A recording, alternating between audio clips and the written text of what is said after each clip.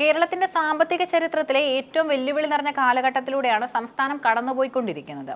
ഖജനാവ് കാലിയായിരിക്കുന്ന അവസ്ഥയിലും ജനപ്രിയ പദ്ധതികൾ നടപ്പിലാക്കുന്നതിനായി വീണ്ടും കടമെടുപ്പിന് മുതിരുന്ന സർക്കാരിന്റെ നീക്കം വലിയ ചർച്ചകൾക്കാണ് വഴി തുറന്നിരിക്കുന്നത്.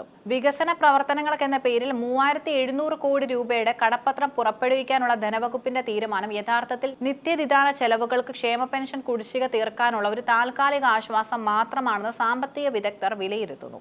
സാമ്പത്തിക വർഷം അവസാനിക്കാൻ ദിവസങ്ങൾ മാത്രം ബാക്കി നിൽക്കെ സർക്കാരിന് മുന്നിൽ മറ്റു വഴികളില്ലാത്ത അവസ്ഥയാണുള്ളത്. മാർച്ച് മാസത്തിലെ ശമ്പളം, പെൻഷൻ, മറ്റ് അടിസ്ഥാന ചിലവുകൾ എന്നിവ കണ്ടെത്തുക എന്നത് വലിയൊരു കടമ്പയാണ്. ഇതിനിടയിലാണ് 2 മാസത്തെ കുടിശ്ശികയുള്ള സാമൂഹിക ക്ഷേമ പെൻഷൻ വിതരണം ചെയ്യണമെന്ന രാഷ്ട്രീയ സമ്മർദ്ദം ശക്തമാവുന്നത്. വരാനിരിക്കുന്ന തിരഞ്ഞെടുപ്പ് മുന്നിൽ കണ്ട് വോട്ടർമാരുടെ അതൃപ്തി പരിഹരിക്കുക എന്നത് ഭരണ മുന്നണിയെ സംബന്ധിച്ചിടത്തോളം അനിവാര്യതയാണ്. റിസർവ് ബാങ്കിന്റെ മുംബൈ ഫോർട്ട് ഓഫീസിൽ കുബർ സംവിധാനം വഴി ഈ മാസം 24-നാണ് കടപ്പത്രങ്ങളുടെ ലേലം നടക്കുക. ഈ തുക കയ്യിൽ കിട്ടുന്നതോടെ ഈ സാമ്പത്തിക വർഷം അനുവദിക്കപ്പെട്ട കടമെടുപ്പ് പരിധിയുടെ അവസാന ഘട്ടത്തിലേക്കും കേരളം പ്രവേശിക്കും. കേന്ദ്ര സർക്കാർ കടമെടുപ്പ് പരിധിയിൽ നൽകിയ ചെറിയ ഇളവുകളാണ് സർക്കാരിന് ഇപ്പോൾ തുണയാകുന്നത്. നേരത്തെ കേന്ദ്രം ഏർപ്പെടുത്തിയ കർശന നിയന്ത്രണങ്ങൾ കാരണം ട്രഷറി പൂട്ടേണ്ടി വരുമോ എന്ന ഭീതിയും നിലനിന്നിരുന്നു.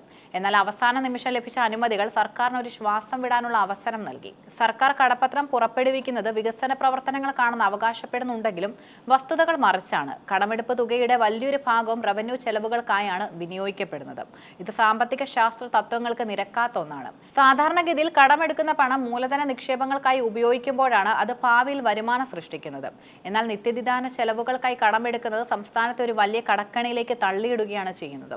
നിലവിൽ കേരളത്തിലെ പൊതുമരാമത്ത് പ്രവർത്തികൾ ചെയ്ത കരാറുകൾക്ക് നൽകാനുള്ള കുടിശ്ശിക കോടികളാണ്. വികസന പ്രവർത്തനങ്ങളുടെ പേരിൽ എടുക്കുന്ന കടം ഇത്തരത്തിൽ കുടിശ്ശികകൾ തീർക്കാൻ ഉപയോഗിക്കുന്നില്ല എന്നതാണ് കൗതുകകരം.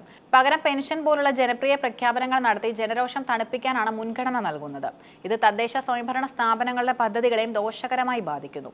ഫണ്ടില്ലാത്തതിനാൽ പല ഗ്രാമപഞ്ചായത്തുകളിലും വികസന പ്രവർത്തനങ്ങൾ പാതി വഴിയിൽ നിലച്ചിരിക്കുകയാണ്. സംസ്ഥാനത്തിന്റെ തനത് നികുതി വരുമാനത്തിൽ പ്രതീക്ഷിച്ച വളർച്ച ഉണ്ടാകാത്തതാണ് പ്രതിസന്ധിയുടെ ആഴം വർദ്ധിപ്പിക്കുന്നത്. GST നടപ്പിലാക്കിയതോടെ സംസ്ഥാനങ്ങളുടെ നികുതി പിരിക്കാനുള്ള അധികാരം പരിമിതപ്പെട്ടുവെന്നത് സത്യമാണെങ്കിലും ലഭ്യമായ സ്രോതസ്സുകൾ ഫലപ്രദമായി ഉപയോഗിക്കുന്നതിൽ കേരളം പരാജയപ്പെടുന്നു എന്ന ആക്ഷേപവും ശക്തമാണ്. നികുതി പിരിവിലെ കെടുകാര്യസ്ഥതയും ചോർച്ചയും ഖജനാവിന് വലിയ നഷ്ടമുണ്ടാക്കുന്നു.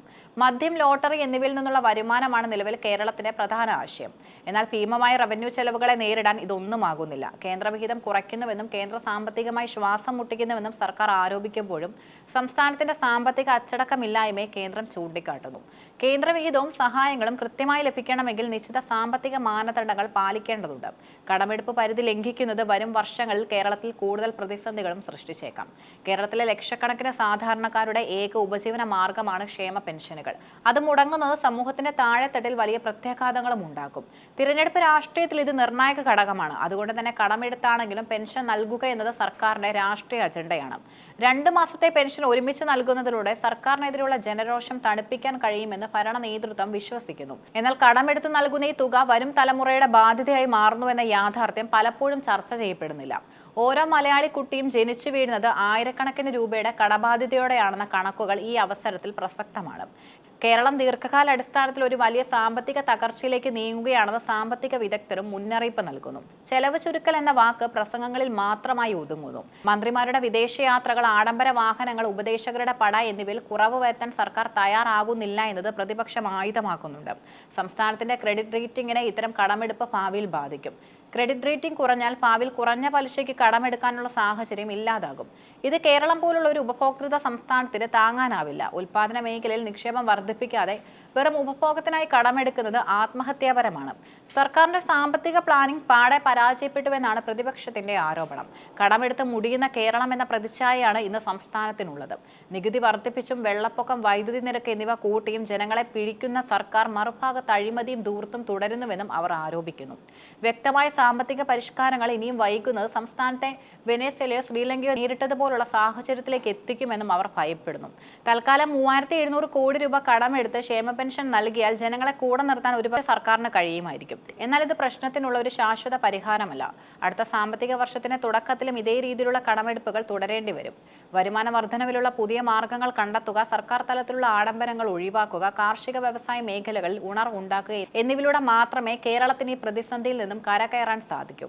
സാമ്പത്തിക അച്ചടക്കം പാലിക്കാതെ മുന്നോട്ട് പോകുന്നത് കേരളത്തിന്റെ ഭാവി ഇരുളടഞ്ഞതാക്കും. ക്ഷേമ പെൻഷൻ നൽകേണ്ടത് സർക്കാരിന്റെ ഉത്തരവാദിത്തമാണ്. എന്നാൽ അതിനായി വികസനത്തെയും വരും തലമുറയും പണയപ്പെടുത്തുന്നത് എത്രത്തോളം ഗുണകരമാകുമെന്ന് ഗൗരവകരമായി ചിന്തിക്കേണ്ടിയിരിക്കുന്നു. കടപ്പത്ര വിതരണവും പെൻഷൻ വിതരണവും വരും ദിവസങ്ങളിൽ കേരള രാഷ്ട്രീയത്തിലെ പ്രധാന ചർച്ചാ വിഷയമായി തുടരുമെന്നത് ഉറപ്പാണ്.